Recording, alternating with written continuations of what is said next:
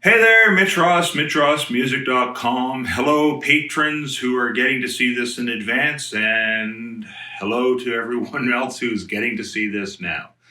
I'm doing a little bit of a behind the scenes video today, and what I wanted to show you is a little bit of problem solving, or a little bit of the ways I go about problem solving things on guitar or piano or bass or mandolin or whatever other instrument I'm playing at the time.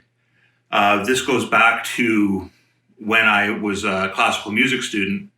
This was something that was part of my daily routine when I was learning pieces of music. Just to give a little bit of a background first, though, with the COVID-19 virus, or coronavirus, sorry, and COVID-19 infections that are going around the world at the moment, a lot of musicians, including myself, have decided to start doing little videos from home, and posting them up on Facebook and YouTube and so on and so forth. Frankly, it's something I should be doing more of anyways, and this is just one of those things that's giving me a kind of a boot in the butt to get going. But anyways,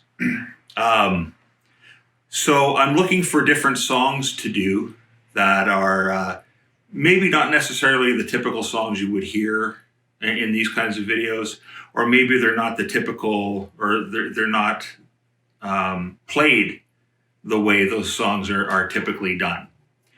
So for a long time now, for decades and decades, going back to the late 80s, I've played around with what they call alternate tunings on guitar.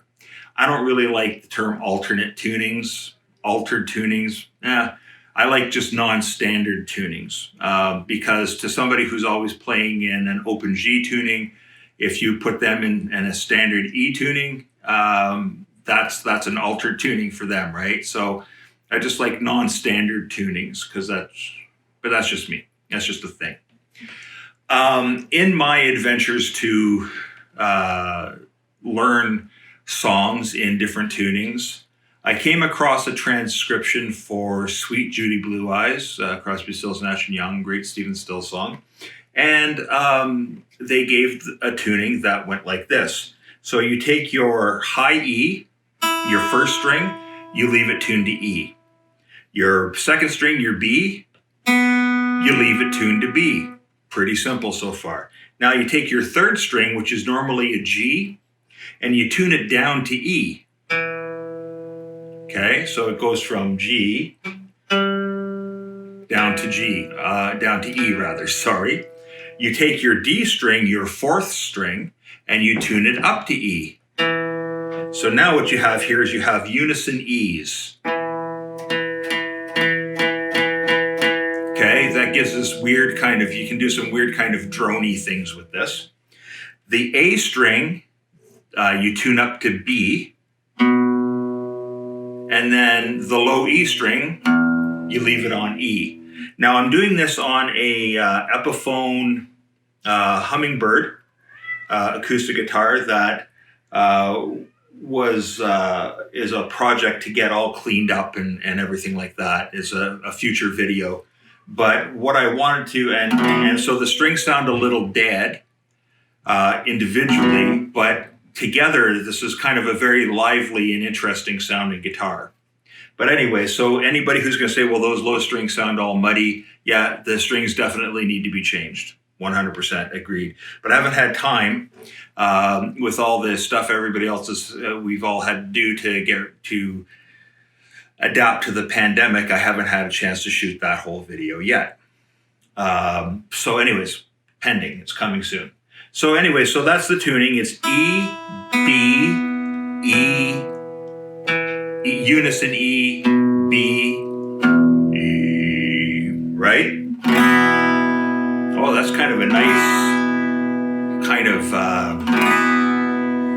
Indian music. It has kind of an exotic quality to it. So I really took to this tuning quite a bit. And then I found out it was wrong. It was the wrong tuning entirely. What's used is the what's called the Bruce Palmer tuning, And at this moment, I can't remember who Bruce Palmer was. I think he was a part of the Byrds, maybe Buffalo Springfield. I'm sure somebody out there will correct me. But at any rate, the difference in that tuning is that this B string, or this B on the 5th string, the A, normally the A string, tunes all the way down to that E. I've tried that. I'm not a fan of that tuning. And if I'm playing Sweet Judy Blue Eyes,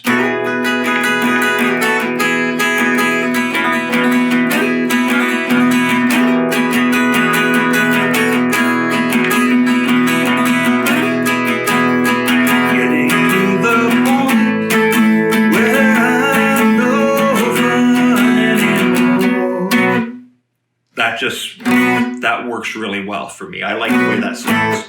So you change the tuning a little bit. I haven't played that song in a long time. That's all you're going to get of it, because that's a song that really sounds, I mean, you can do it by yourself, but you really, really need the two other voices with you to do some harmonies. It was pointed out to me once that the Woodstock version is probably tuned all the way down to starting on a D and then an A and D, D, D, and it would be a D and a D here as well. But anyway, so once I learned that tuning and I learned Sweet Judy Blue Eyes, and it's a pain in the ass tuning to get to, by the way. Okay, most non-standard tunings, you just change 1 or 2 strings or 3 strings, but you're not really trying to get this unison thing happening. That, if you're even off with it a little bit, comes out the PA system to the audience, and it sounds horrible. So it's always tricky to get that. So I figured if I'm going to be in that tuning playing that song, I wanted to have other songs in that tuning that I could play. And so that led me to, and like I said, it's kind of an exotic, Eastern sounding, at least to my ears, kind of a sound. You get kind of an Eastern sounding feel out of that. So it led me to Norwegian Wood by the Beatles, because there's that whole sitar thing. Now, when the Beatles recorded this, I believe there's one guitar capoed at the 2nd fret, and you're playing D, like a D chord instead of an E, and then the whole thing moves through here. You know, you play the E chord, and then you can get all the different notes that you need to play that da da da da da da da da da da da da. You can do that all pretty much right here and switch a couple chords to get there. And then there might be another guitar just playing standard, strumming the standard chords, cowboy chords, if you want to call them that, but the open position chords. And then there's the sitar, right? And so that became the challenge for me, was how am I going to get the sitar sound with the guitar? How am I going to simulate it? Because I obviously can't get it 100% unless I'm playing this guitar and a sitar at the same time. So what I came up with was this.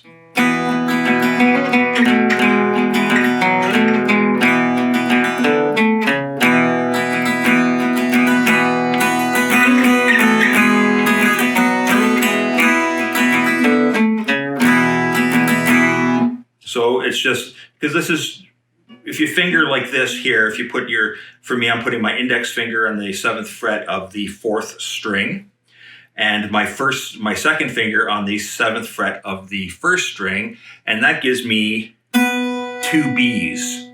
2 Bs or not 2 Bs, sorry, which goes very well with this unison B here. Now, I separate it and play. I could very easily and used to put the B, the lower B note here, on the 3rd string in the 7th fret, because unison, it wouldn't make that much of a difference. It's still the same note. But what happens is, when you're in full strum, you'll lose that note. Whereas if you're in full strum and you just bump it up on the 4th string,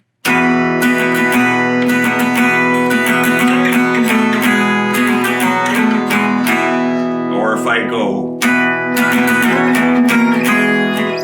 Try playing it right.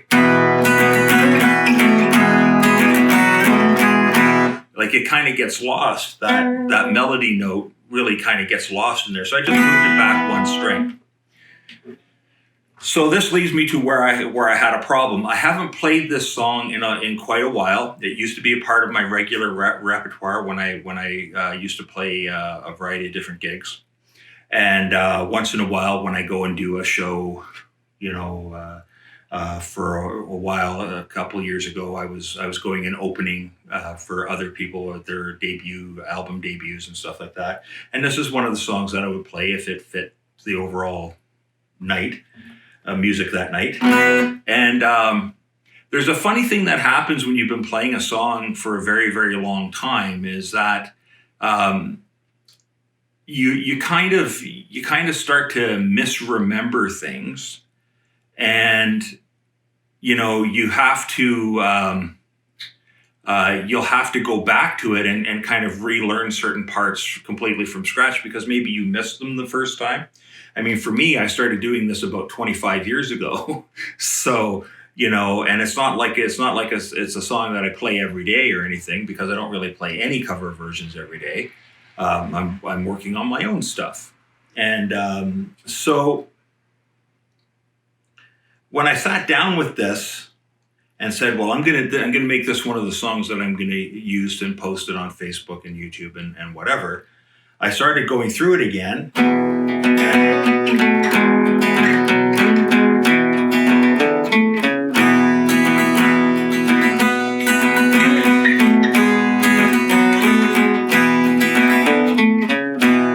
Then they're singing, I once had a girl, or should I say she once had me. Well, there's another part that's supposed to go in there. If you listen to the song, there's a sitar that duplicates that line, repeats that line, but an octave higher. Where do you go?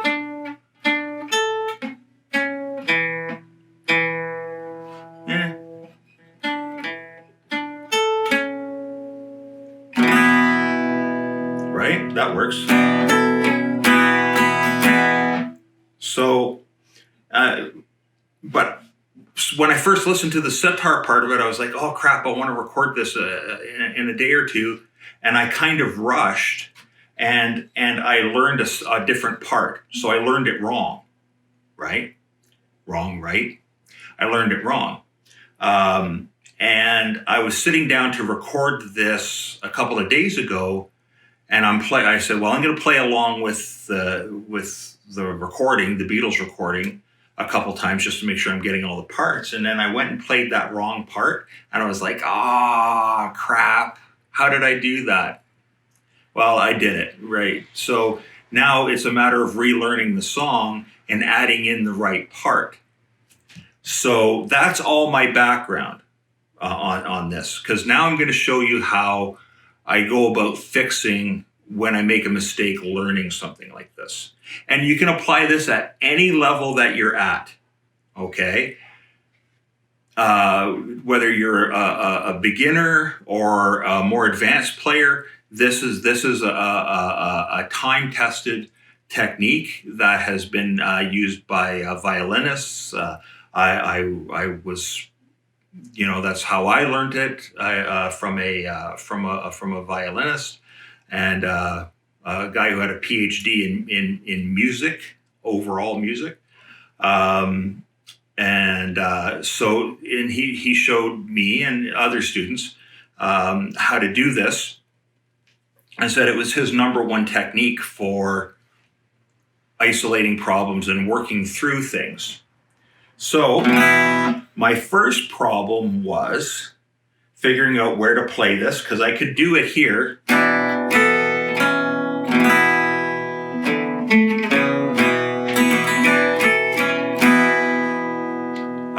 That works. Or I can do it here. Right? And I've chosen to do it here because there are parts in the song where you're going to come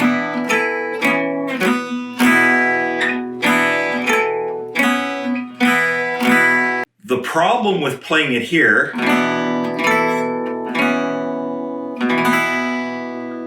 is that one of the things with this tuning is if I'm playing like this, I'm neither in a major key or a minor key.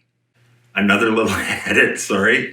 The thing is that Norwegian wood, the verse, essentially the verse, is in an E major, and the part which would be sort of a chorus, it's just a different section. I just consider it to be a different section, is definitely in minor. So I have to do this.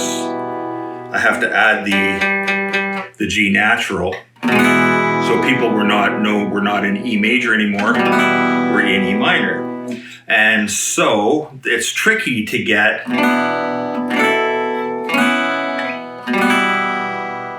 So you down, down, down, down, down, down, down. She told me she woke in the morning. Right? You following me so far? All right. So there's a couple of different things that make it difficult to. There's a couple of parts that make it, or a couple of things to do that make it difficult, rather, to move around that much. Especially in a tuning that, I mean, it still does stand out to my ears that I'm playing something a little bit different. So the first way the first thing to do is to start isolating the problems. And one of the problems is going to be going from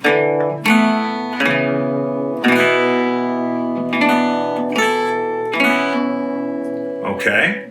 So what you want to do here, and this is what we were taught, was to break it down. What are the problem notes? What's the area? You're going da da da. I hit a B here, or actually it would be a C sharp in this case, and then the open string, and then I gotta move up here and get those two notes. So you go da da da, right? Pardon my out of tune humming, but you go, and so now you just reverse it.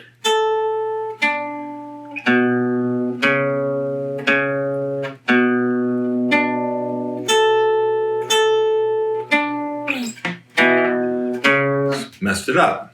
The goal is to play it forwards and backwards, a little bit slower, 10 times in a row. And I know that sounds excessive, and it's difficult to do. But what you're doing is you're building the moves that you're playing into your muscle memory, so that way it becomes kind of very organic. Like you're just playing it without putting too much thought into it. So when you really want to play it and do a real version of it, playing it live someplace or playing it to a camera to be uploaded and shared someplace else. You can kind of keep looking forward and really look like you know what you're doing, you know? See, I landed on the wrong note, right? So you got to get the muscle memory in there. Now remember, the whole line is this. Right?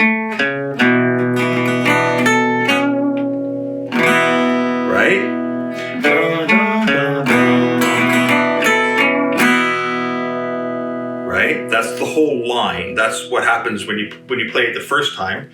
You're going down, down, down. We got the curfew, and then she said it's time for bed.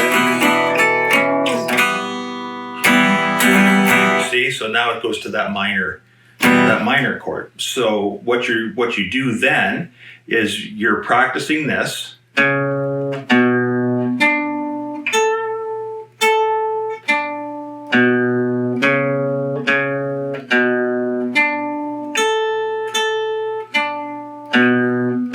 Now, really, I should be playing it like this.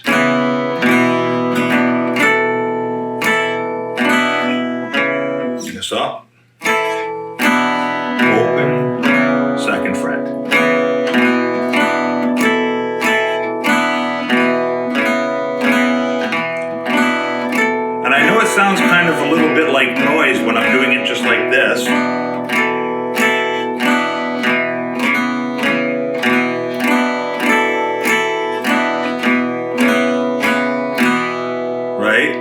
once you've got it, so it's perfect. You can do it 10 times in a row like that. You take whatever passage you're working on, whatever solo you're working on. It's the note you're having where you're exactly having a problem, which for me is moving from here to here. So you do the note before and the note after, and then you do it backwards. You do it forwards and backwards, forwards and backwards, forwards and backwards.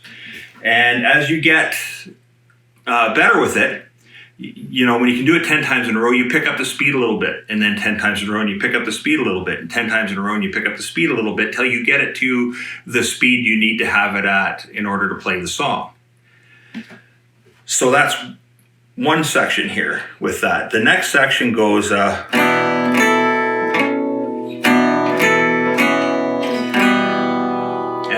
lands on that G for the G minor.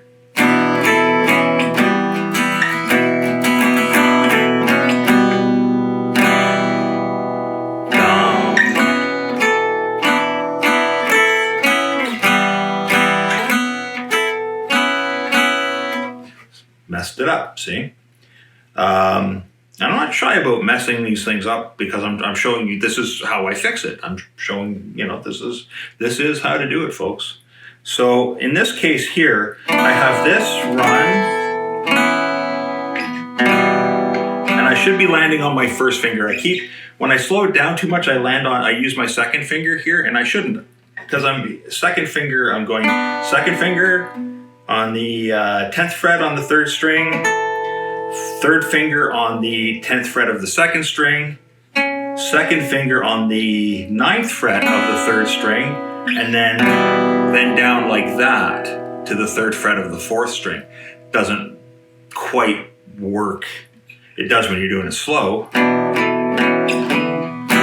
I should be landing on the 1st string.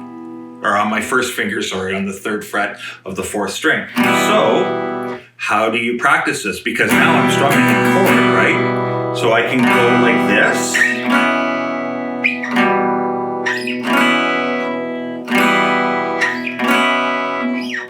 And just do that move.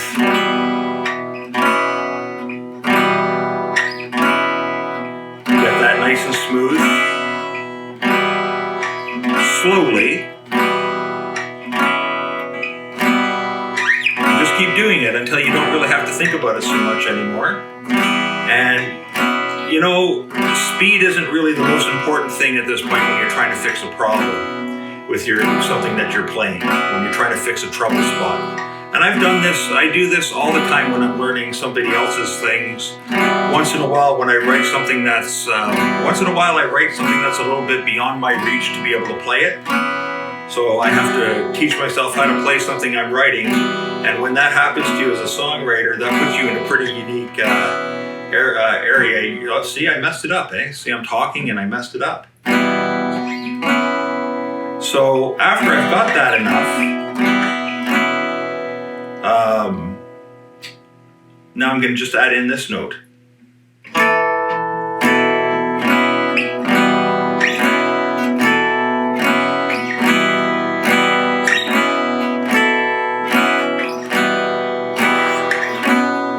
See, wrong spot.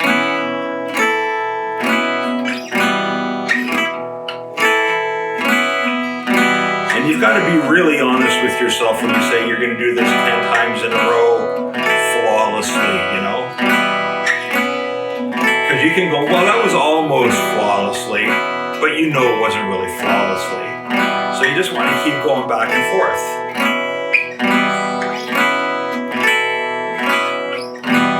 Then build back.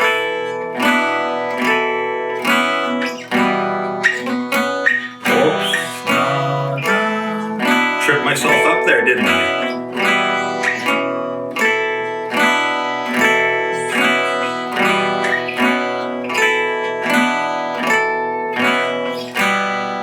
Now, just play a little part of it, okay?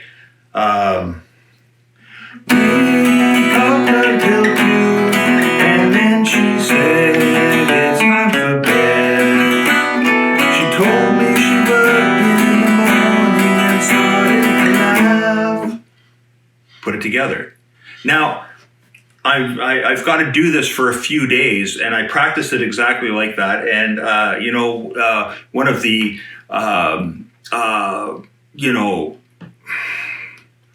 thousands of reasons that I have for loving my wife is that she actually doesn't mind hearing this.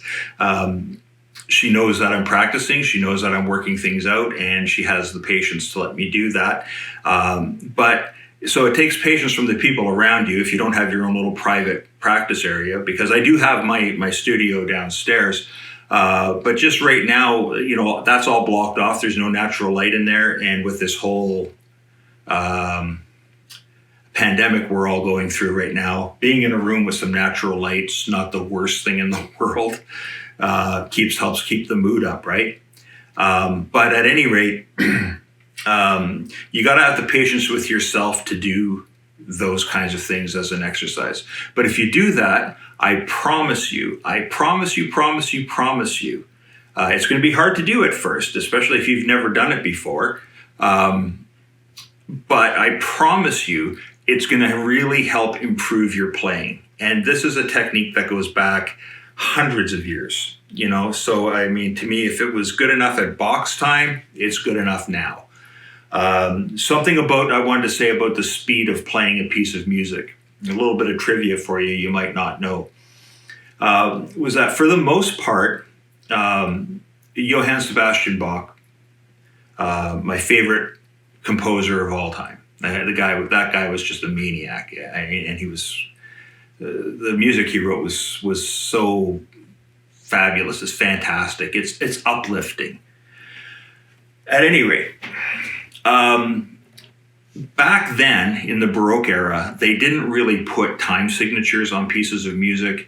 They didn't really put any kind of articulations to tell you, to increase the volume or decrease the volume. They didn't have, they didn't have the same kind of playing techniques that people use these days with playing with the time and just moving things back and forth a little bit, But Bach wrote his pieces so that they could be played at almost any tempo and still sound musical. So it still sounded rewarding to the person who was trying to learn the piece of music, that they could make some kind of progress. Even if they weren't playing it at a top speed, if they were only playing it at, a third of the speed of the teacher or the person that they had heard, the professional musician that they had heard playing the piece someplace else, even if they started off, they could only play it a third of the speed, it still sounded musical. It didn't sound chopped up. It didn't sound, like when I was doing this, there's parts of it that really sounded, it can grate on you pretty easily. Bach's music was never like that. It was always written to be performed by any musician at any level. And that was a conscientious thought that he had about that. I mean, he had to work that in there. And that was just probably, I think, one of the most magnificent gifts that he gave to everybody who has tried to play one of his pieces of music since, 1750, when he passed, because you can get some satisfaction out of it at any level. But those little techniques, like taking a small little piece of fragment like that and playing it back and forth, 4 notes, you can do 6 notes, you can make it a little bit bigger, 8 notes, 10, keep going back and forth with it. And when I learned the guitar solo for Something a few years ago, I was to the point where I could play where I played the whole thing almost forwards and backwards. That wouldn't be a bad thing to be able to do again these days, is just be able to take that solo and play it rhythmically and everything, all the articulations perfect, note for note, forwards and backwards. I think I gave myself a little extra project. All right, that's it for me, Mitch Ross, MitchRossMusic.com. If you have any questions, please post it in the comments below. Always glad to hear from people, and I'll do my best to answer the questions, and who knows, maybe it results in a follow-up video. But that's it for me. Stay happy, stay well. Stay safe, stay healthy, stay 6 feet away from people, stay home. Okay? It's hard. I know how hard it is. I've had long periods of isolation like that myself, and I do understand how hard this is for most people, but find ways to keep yourself busy, keep yourself occupied, and this too shall pass. See you later.